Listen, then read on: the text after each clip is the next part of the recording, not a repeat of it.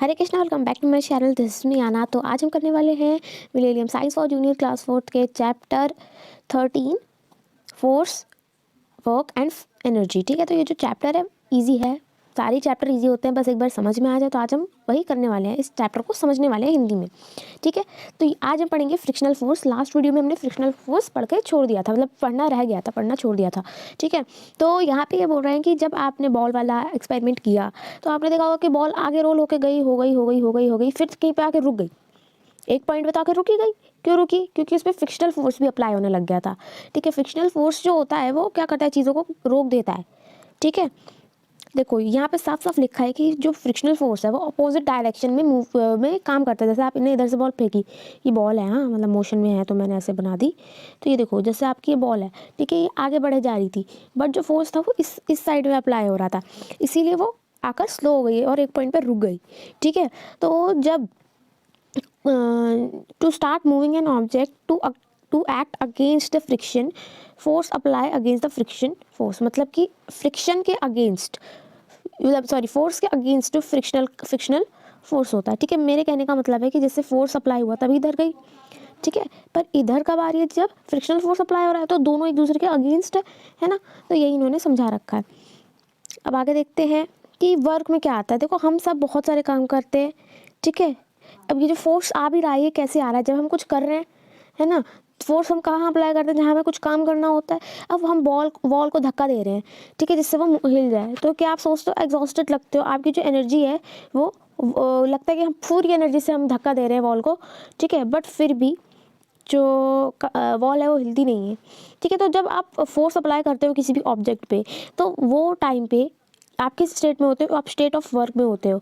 ठीक है, आप वर्क कर रहे होते हो उस वक्त। तो जब जैसे कि अगर आप चेयर खींच के लेके जा रहे हो, या फिर बुक निकाल रहे हो बैग में से, ठीक है, या फिर बॉल फेंक रहे हो, स्कूल जा रहे हो, अपना काम कर रहे हो, ठीक है, तो वो क्या होगा, एक टाइप का वर्क होगा, आप तब अपना काम कर रहे हो। ओके, तो यही है कि अगर हम काम नहीं करेंगे तो फोर्स भी नहीं हो पाएगा, मतलब हम काम के नाम पे फोर्स अप्लाई करते हैं। ठीक है, अब हम पढ़ेंगे कुछ सिंपल मशीन्स। तो देखो, यहाँ पे ये बोल रहा है कि कुछ वर्क जो होता है वो डिफ़िकल्ट होता है नॉर्मल लोगों को करने में, हाथ से करने में तो डिफ़िकल्ट होता है। ठीक है, तो क्या करते हैं, हम कुछ टूल्स का यूज़ करते हैं, जैसे कि जैक। अगर हमें कार उठानी है और टायर चेंज करना है तो हम क्या यूज़ करते हैं, जैक यूज़ करते हैं, जिससे कार थोड़ी उठ जाए। ठीक है, जब कार पंचर होती है तो उसका टायर चेंज करने के लिए हम करते हैं ना, तो जैक यूज़ करते हैं। ठीक है, हम अपनी डेली लाइफ में क्या करते हैं कि हम टूल्स का यूज़ करते हैं कितने सारे, जैसे कि सीजर हो गया, है ना, हैमर हो गया, प्लायर हो गया, स्क्रू ड्राइवर हो गया। ठीक है, नेल भी होता है, नेल कील, ठीक है, जिसको आप लोग कीला या कील बोलते हो वो। ठीक है, तो ये सारे जो टूल्स होते हैं ये सब हमारा काम जो होते हैं ईजी बना देते हैं, है ना। तो आज हम इन्हीं के बारे में भी पढ़ेंगे, सिंपल मशीन्स के बारे में भी पढ़ते हैं।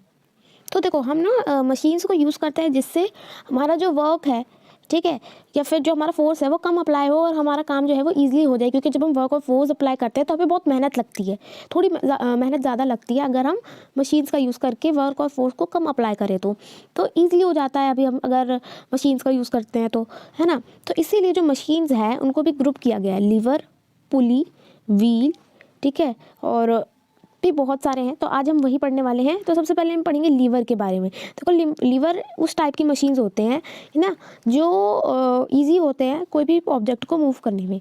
ठीक है, उसमें भी कम एफर्ट लगता है, सारे जो मशीन्स हैं उनमें कम एफर्ट लगता है, इसीलिए हम उसको यूज़ करते हैं। कपड़ों से हाथ ना धोकर हम वॉशिंग मशीन यूज़ करते हैं, है ना। क्यों? क्योंकि उसमें एफर्ट कम लगता है, तो इसमें भी ईजी एफर्ट्स होते हैं। और इससे जैसे कि अब बेसिक एग्जांपल देखें अगर हम लीवर के, तो क्या, सीज़र है, प्लायर है, ठीक है, हैमर है, क्लॉ है, नट है, नट क्रैकर है, क्योंकि कभी कभी हम नहीं बॉटल खोल देते हैं नट क्रैकर से, टोंग्स हैं। ठीक है, अब पुली देख लेते हैं। तो देखो, small wheels which has groove around the edges on rope और बेल्ट टू मूव। देखो, पुली क्या होता है, एक इस टाइप का होता है, जैसे कि ये देखो, इससे क्या करते हैं हम, इसमें हमारी बहुत सारी रोप लगी है, तो अब इसको नीचे धकेलते हैं, इसको नीचे से छोड़ते जाते हैं, तो ये क्या होता है, बकेट जो होती है वो नीचे जाती है। ठीक है, वेल के अंदर। तो ये एक टाइप का होता है पुली। अब यहाँ पे हम देख रहे हैं व्हील एंड एक्सेल। तो ये जो है ये भी सिंपल मशीन है, इसमें भी व्हील होते हैं, ठीक है, और रॉड से ये व्हील कनेक्टेड होते हैं, ये देखो। ठीक है, तो ये एग्जाम्पल जो है ये इस टाइप के एग्जाम्पल्स कौन कौन से होते हैं, स्क्रू ड्राइवर्स, ठीक है, क्योंकि उसमें भी ऐसे घूमता है।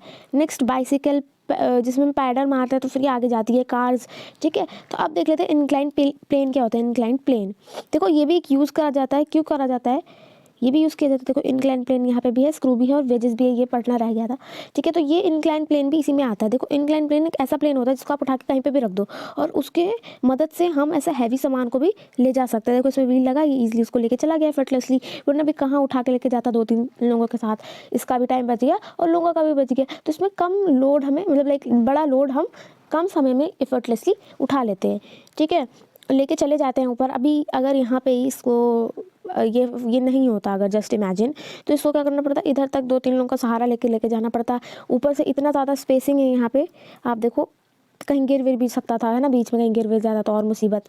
तो इसीलिए यहाँ पे आप लोग देखो कि सारे जो मशीन्स हैं इनमें क्या एफर्टलेसली यूज़ होता है ना, इनका एफर्टलेसली के चक्कर में यूज़ होता है कि भाई हमारा कम समय और मेहनत लगे इसीलिए, ठीक है। इंक्लाइन प्लेन ये होता है, एक प्लेन बोर्ड होता है जो आप कहीं पे भी ले जा सकते हो।